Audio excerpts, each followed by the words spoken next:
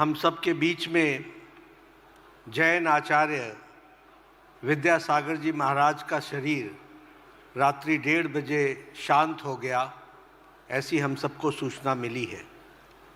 हम सब जानते हैं कि जैन आचार्य विद्यासागर जी महाराज, आपका जन्म 10 अक्टूबर 1946 को विद्याधर के रूप में कर्नाटक के बेलगांव ज़िले में सदलगा के शरद पूर्णिमा के दिन हुआ था।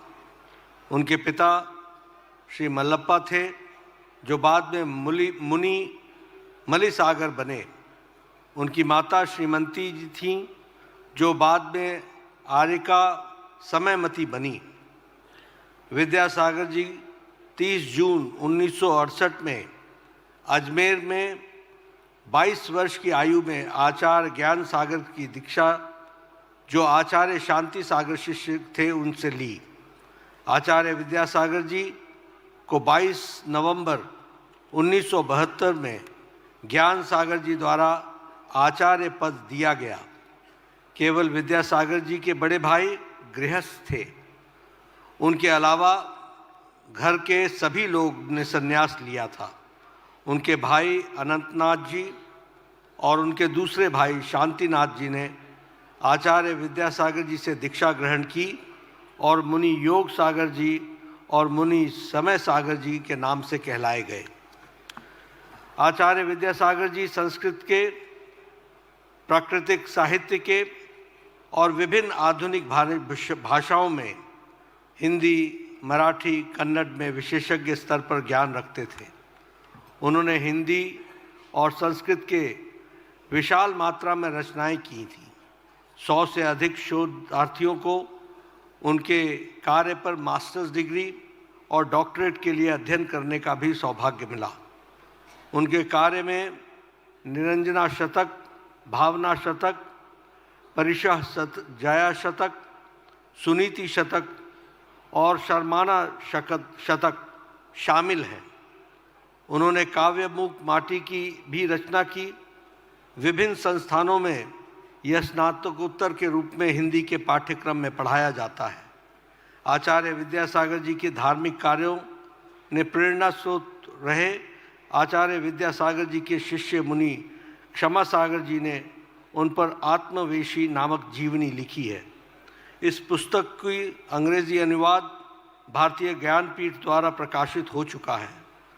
इसके साथ साथ हम यह भी बताना चाहेंगे कि जैन आचार्य विद्यासागर जी ने अपने जीवन में सांसारिक सुखों से अपने आप को बहुत दूर रखा और बहुत ही कठोर जीवन उन्होंने जिया। अगर सांसारिक दृष्टि से देखा जाए तो उनका कोई बैंक खाता नहीं था, ट्रस्ट नहीं था, कोई जेब नहीं थी, कोई मोह माया नहीं थी। अरबों रुपए जिनके ऊपर न्यौछावर होते, उन गुरुदेव पर कभी धन का उन्होंने स्पर्श भी नहीं किया। ऐसे हमारे विद्यासागर जी थे। उन्होंने आजीवन चीनी का त्याग किया, आजीवन नमक का भी त्याग किया, आजीवन चटाई का त्याग किया और आजीवन खान पान में भी उन्होंने बहुत ही रिस्ट्रिक्शन रखा। इस तरीके का उन्होंने जीवन जिया।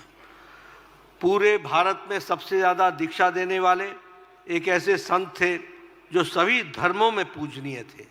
वो सही मायने में शारीरिक रूप से संसार में ज़रूर थे, लेकिन वो ईश्वरीय की शक्ति थे और ईश्वर के अंश थे और ईश्वर ताकत रखने की क्षमता के वो धनी थे।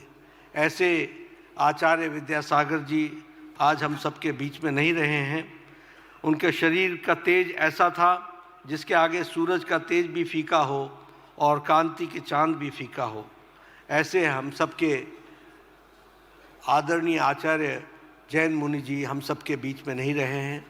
हम सब लोग 1 मिनट के मौन के लिए अपने स्थान पर खड़े होकर के आचार्य विद्यासागर जी को श्रद्धांजलि देंगे।